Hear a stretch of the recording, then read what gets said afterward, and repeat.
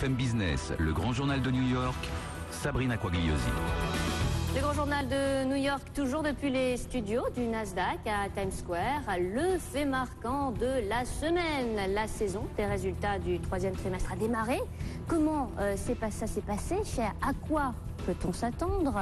Sébastien Ley, bonjour. Bonjour Serena. Alors, vous êtes le fondateur de la société de conseil en fusion-acquisition et pour les private equity, Ley Holding. Merci d'être avec nous. Alors, vous suivez très bien ce marché américain. Alcoa a donc donné le coup d'envoi des publications du troisième trimestre. C'était plutôt mitigé. Alors certes, on a eu un ralentissement, c'est ce qu'on attend dans l'ensemble. C'était en revanche supérieur aux attentes. Les prévisions néanmoins ont refroidi la communauté financière. Est-ce que c'est ce à quoi il faut s'attendre pour la suite? Des résultats en ligne, voire supérieurs aux attentes, parce que les attentes étaient très très basses, et des prévisions moroses? Alors effectivement, ce mardi a été marqué par le lancement de la saison des résultats trimestriels aux États-Unis.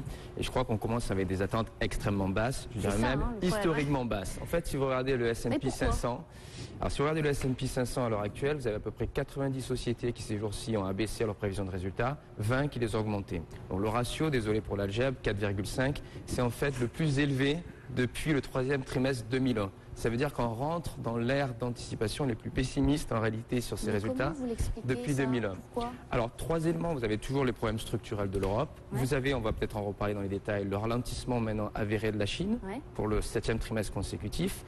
Et puis, le relatif échec, je dirais, en tout cas c'est l'attente de la bourse, de ces politiques d'assouplissement monétaire et notamment la troisième version du quantitative easing. Donc, vous avez ça n'a pas marché du coup. Ça n'a pas marché, donc vous avez de fortes tendances macroéconomiques. D'où des anticipations plutôt négatives. Cela étant, les attentes sont tellement basses que ça ne signifie pas que société par société, vous n'allez pas avoir des sociétés qui vont battre le consensus comme Alcoa. Mais je pense que ça va être de manière générale négligé par le marché. Ouais. Vous connaissez peut-être le mot de Voltaire, c'était dans la lettre à Dionys, je trouve vos résultats si probables que je ne compte pas après vous. Ouais. Ça veut dire que dans le cas d'Alcoa, vous avez un résultat net très bas, qui a effectivement battu, le consensus a été battu de 3 cents, je crois. Oui. Et vous avez quand même une réaction négative parce que si vous regardez le paysage en soi, surtout, les prévisions sont mauvaises. Et puis sur le trimestre en lui-même, en fait, en séquentiel d'année en année, vous avez des revenus en déclin de 9% et un résultat opérationnel en déclin de 80%. Oui. Donc quand vous battez le consensus, voilà, avec cette évolution-là, l'action diminue. Alors, si on prend cette saison des résultats du troisième trimestre, vous, qu'est-ce que vous attendez? Qu'est-ce que vous allez regarder en tout particulier? Bien sûr, on parle beaucoup du secteur bancaire, des valeurs bancaires. On a beaucoup parlé des valeurs technologiques. Qu'est-ce que vous regardez, vous? Alors, encore une fois, mon idée pour ce trimestre, c'est de fortes tendances macroéconomiques négatives. Ce qui ne signifie pas qu'il n'y a pas des poches, des niches d'opportunités. J'en vois dans deux secteurs, en fait. Dans les télécoms et l'énergie. Oui. Et avec toujours un thème qui est celui des fusions-acquisitions et des restructurations, bien sûr. Alors, dans le cas des télécoms, on a beaucoup parlé. Il y a beaucoup d'annonces. Voilà, effectivement, vous avez le rachat potentiel de Sprint Nextel, oui. Par SoftBank Corporation, donc par les Japonais, rachat potentiel aussi de Metro PCS par T-Mobile ou quelqu'un d'autre. Donc vous avez cette actualité de fusion-acquisition dans les télécoms.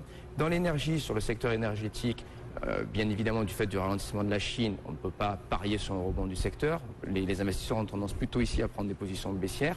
Mais là aussi, vous avez des sous-compartiments, vous avez une activité de fusion-acquisition qui est très forte. Par exemple, au Canada, on en parle peu en France, mais dans le secteur des schistes bitumineux, même dans le secteur des gaz de schiste, vous avez des phénomènes de concentration, des rachats par des marchés émergents. Alors au Canada, vous avez eu par exemple Nexen, qui a été racheté par Sinopec, par les Chinois. Ouais. Et vous avez tous les jours des transactions avec des primes assez importantes sur des petites sociétés comme ça du secteur pétrolier et gazier. Mais si on regarde les résultats, en revanche, là, c'est peut-être une autre histoire, parce que par exemple, on a eu Chevron qui indique s'attendre à des résultats en nette baisse par rapport au trimestre précédent.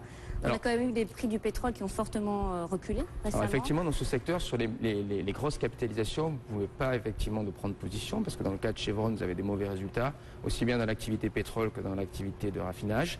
Par contre, sur les sociétés un petit peu plus petites qui peuvent faire l'objet effectivement d'une acquisition, c'est un jeu d'anticipation des fusions-acquisitions et une concentration. Mais ça n'est pas un jeu sur les résultats du trimestre en cours.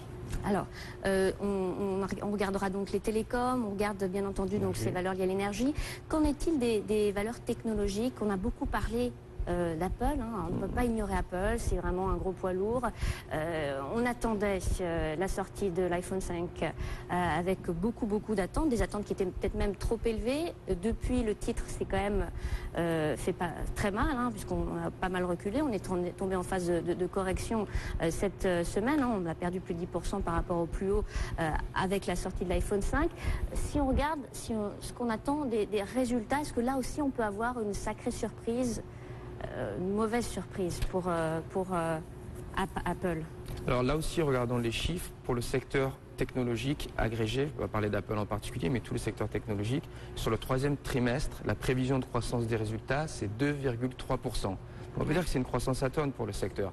Certes, vous avez peut-être des nouvelles sociétés du Web 2 qui marchent bien, mais vous avez par exemple tout le secteur des semi-conducteurs, les Intel, Broadcom, AMD, Micron, qui dépendent là aussi de la Chine. Et avec le ralentissement de la Chine, vous avez des sociétés qui vont souffrir sur ce trimestre. Ouais. Donc je dirais que la vision générale du secteur technologique pour la fin de l'année, elle est plutôt négative. Et Apple, dans ce contexte-là, vous en pensez quoi? Alors sur ces méga caps, sur une méga cap comme Apple, ici en tout cas à New York, la plupart des investisseurs, les hedge funds, c'est pas véritablement là où ils vont se positionner et pas bien évidemment avec l'évolution sur les derniers mois. Donc vous avez peu de gens qui prennent des positions sur Apple ces jours-ci. Est-ce que si on regarde par exemple des valeurs comme Hewlett Packard, là si on en a beaucoup parlé ces derniers jours, on s'inquiète un peu de la santé de Hewlett Packard avec le patron qui avait récemment indiqué que le redressement prenait plus de temps que prévu. Là aussi, c'est notre société qu'il faut vraiment regarder avec beaucoup d'attention et peut-être éviter. Alors c'est une société à éviter. Le seul catalyseur dans le cas de HP, c'est si vous avez des investisseurs qui prennent de grosses positions et qui poussent la société à une restructuration en faisant par exemple des spin-offs de certaines activités, en séparant les services. UBS, je crois, qui justement voilà, il y a des gens qui pensent.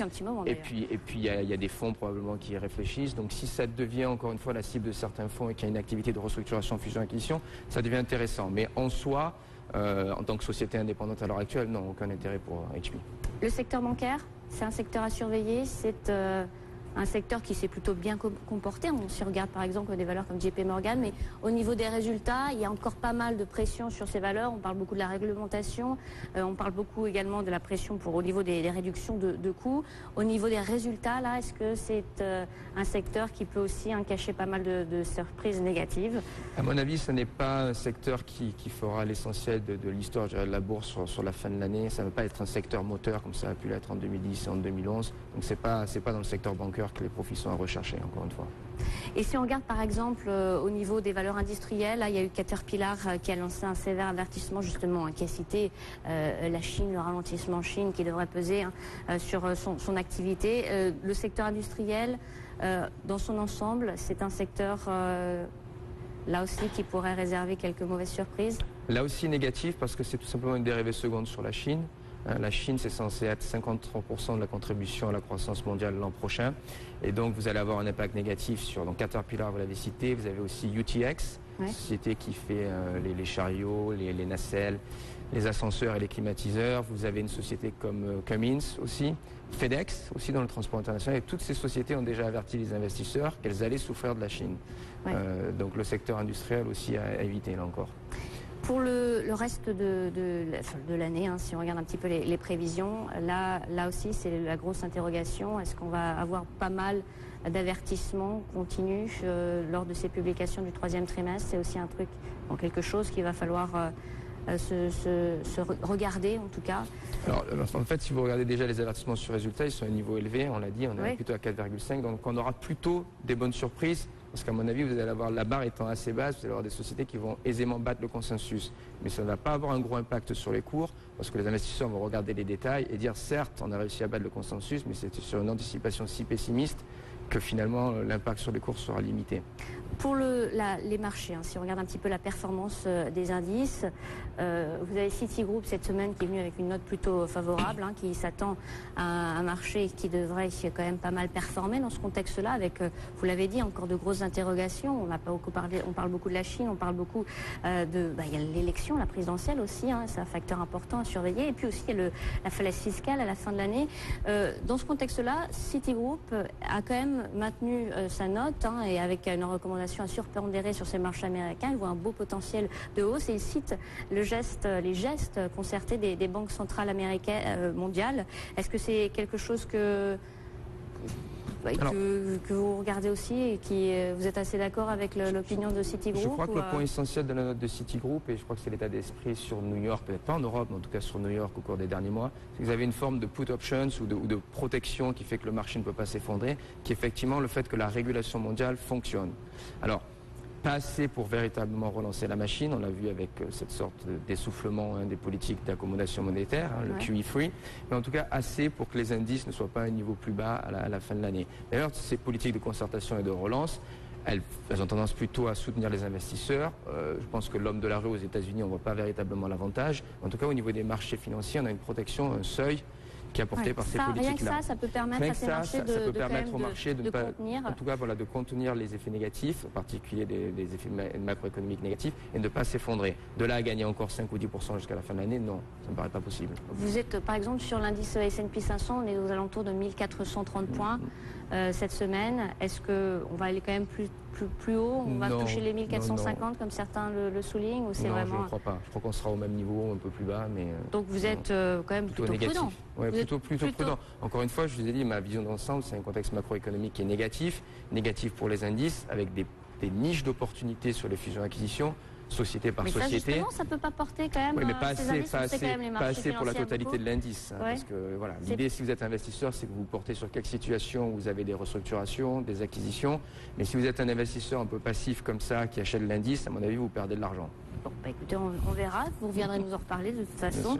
Sébastien Lay, merci d'avoir été avec nous. Je rappelle que vous êtes le fondateur de Lay Holding, la société de conseil en fusion-acquisition, notamment le private equity. Merci d'avoir été avec nous. On se retrouve dans quelques instants pour faire un point sur les dernières tendances du côté des nouvelles technologies. Restez avec nous.